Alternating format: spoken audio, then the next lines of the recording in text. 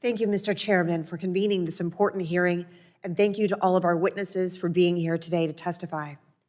As our energy demand continues to rise due to growth in manufacturing, advances in technology like artificial intelligence, and increasing electrification, it is critical that our electricity production and transmission are prepared to meet these needs.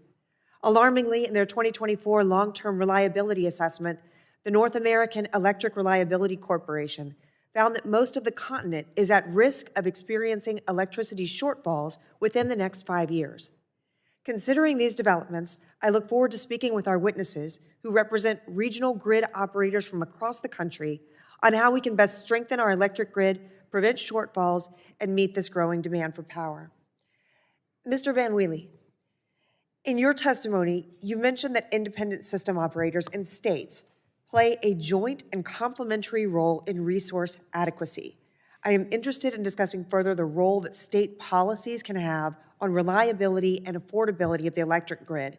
The Trump administration recently discussed moving forward with building natural gas pipelines across New York and into New England to help supply energy to that region. What would additional natural gas capacity mean for reliability in the New England area, and what impact do you see winter weather conditions having on consumer demand for natural gas? So I'll start at the end of your question, which is New England, excuse me, has lived with a natural gas pipeline constraint for 20 years. So we know what happens. When it gets cold, we'll switch to burning other stored fuels, typically oil and imported LNG.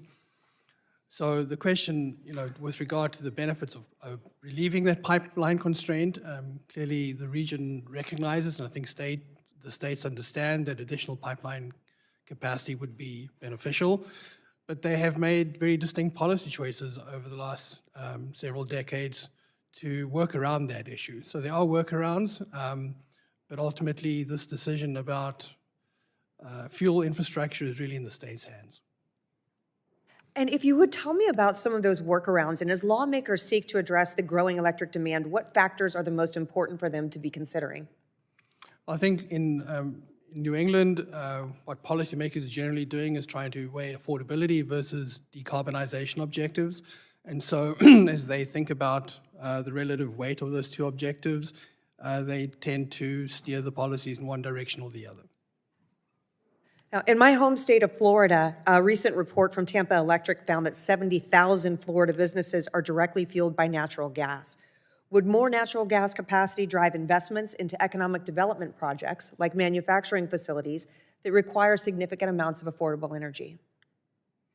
I think it's there's a complex answer to a simple question, in the sense that ultimately to build new gas infrastructure into New England, you need to have a custom for that. So the pipelines will not build on speculatively. They need customers to do this. And ultimately, the customer decision rests with the states ultimately. And we've had this conversation about a decade ago. So I think the prevailing policy wisdom has been to rely on stored fuels and imported LNG. I think the conversation is starting to turn to whether or not it makes sense to relieve those constraints directly. Thank you. And Mr. Asthana, you mentioned in your testimony that PJM facilitates the transfer of power to and from interconnected neighboring systems, including the Mid-Continent Independent System Operator and the Southwest Power Pool, to help meet electricity demands.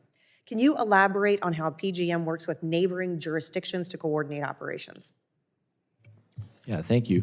We have joint operating agreements with our neighbors. So when we export to the Southwest Power Pool, they're not an immediate neighbor. We go through the Midwest ISO, but particularly with the Midwest ISO and with New York, we're continuously coordinating power flows back and forth. And then with Duke in the Carolinas and with TVA also, sort of all day our operators are talking and coordinating between our systems, because our systems impact each other.